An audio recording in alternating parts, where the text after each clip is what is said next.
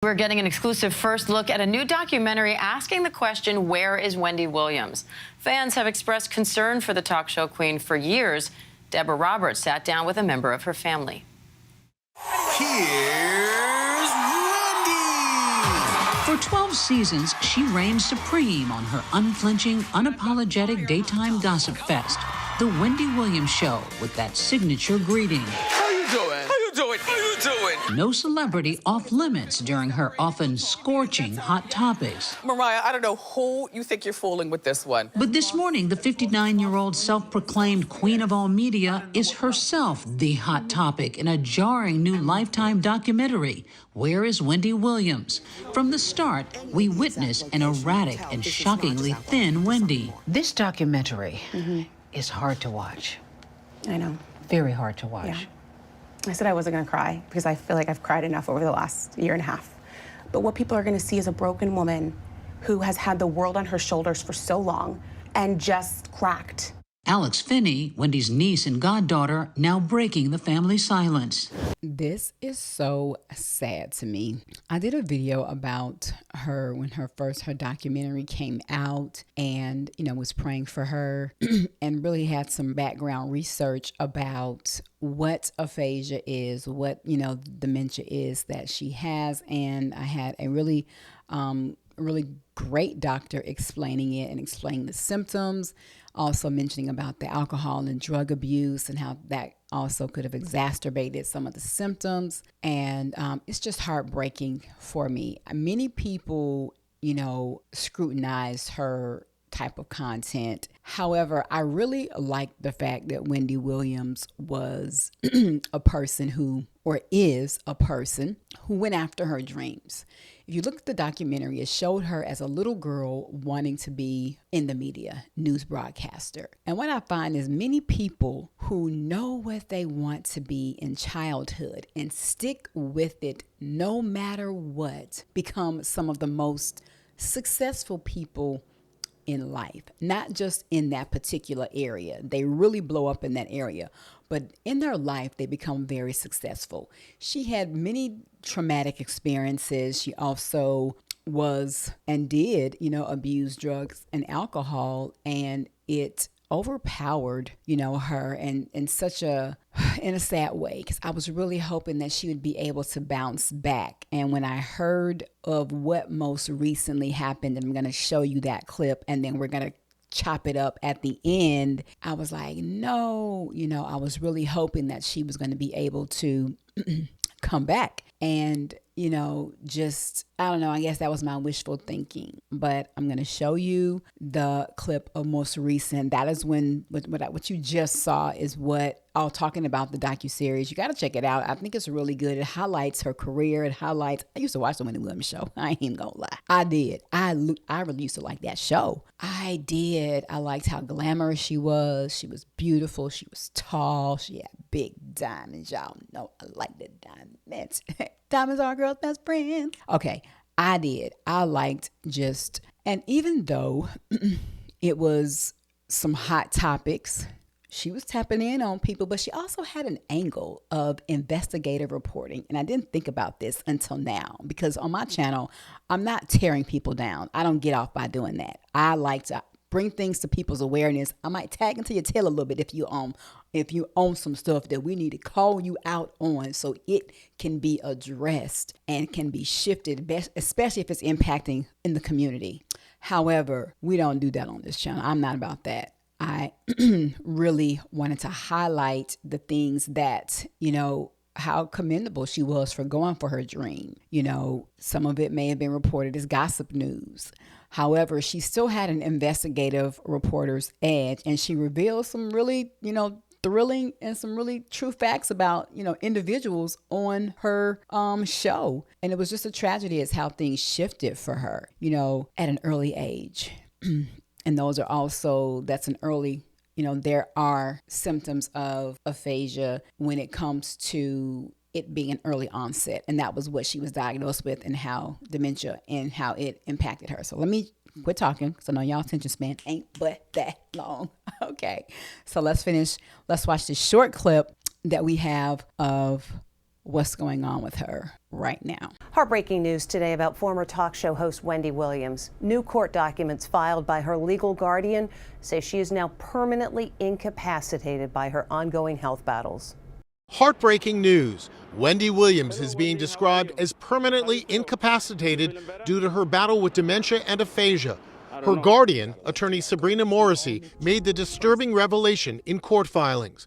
Wendy was last seen in public at a holistic store back in August, taking a photo with a fan in New Jersey. The former talk show host was also the subject of a Lifetime documentary that was criticized for showing Wendy at her lowest, looking out of it, and perhaps not fully aware of what was going on. We all make choices in life. We all go through our challenges. Wendy Williams was diagnosed with aphasia and frontotemporal dementia in May of last year. Let me say this.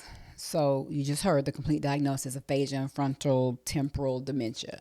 So you got to watch the documentary for yourself. Many of you may have already seen it. However, it's such a sad thing. And you can completely see the shifting, in her eyes and her gait, in her disposition, in the way that she carried herself, meaning, sometimes the conversations would, be all over the place, and her temperament was a little short in a lot of areas, and she was in those conversations, if you see that documentary, she was brutally harsh to certain people. And I don't know how she was before that. So in a sense, I still kind of think that some of the conversation that she had, with people was really cutting. It was really, really cutting. And I think that, could have been scaled back. I'm not going to blame the aphasia for the maltreatment. Now, memory loss, how she started to look, the breaking down of her body, the forgetfulness, the conversations that like word salad pretty much sometimes. Yes, but I don't think that the treatment of how she treated a couple of people I saw in that documentary, I didn't like that. However, she achieved a lot in the short amount of time that she was here. The family also scrutinized what was going on. Now there's a lawsuit. There's some things going on in regards to the documentary, and they're saying that she didn't know what she was doing. But to me, it looked like she did. It looked like she was very aware. She wanted that to be her comeback. She thought she was going to be able to bounce back. She was working on thought she was working on maybe a show or a podcast or some type of series. She was going to be able to come back and talk about these things, and it took a turn for the worst. And in the documentary, a lot of times she was to herself, and I don't think that there was people that was there with her, but a lot of times, it talked about her, spending time alone, and she really needed to be around loved ones. She really needed to be around people. The more active you are, the more interactive you are, it could help thwart some of that mental illness. It could help with, bringing back the memories and just help refueling her brain, and keeping her spirits up. Being there by yourself is, a lot of times, and spending time with yourself just isn't it. That's not what she needed, So I just wanted to really, pay my respects and just say, how I feel about it, which is, I'm heartbroken because I prayed. Check out the other video that I have that I talked about her. I really went in depth about the research and parts of the documentary, and it's just sad. It really is. We don't wish harm or bad luck on anybody, and I feel like it was such a shocking thing, I guess, to me, because I knew she'd made a comeback, and then all of a sudden the show went away. So I think we have to also just make sure that we are paying attention to ourselves. We are taking care of our health, minimizing our stress. When it comes to dementia, the alcohol and the drugs can definitely trigger some things in our brain and in our brain cells. Some of that is that hereditary? Is that a genetic predisposition? There's so many things that could lead to the symptomology of that, and the early onset for her was mentioned about the drugs and the alcohol abuse, plus the marriage that she had with the husband and, you know, the infidelity and the child that he had.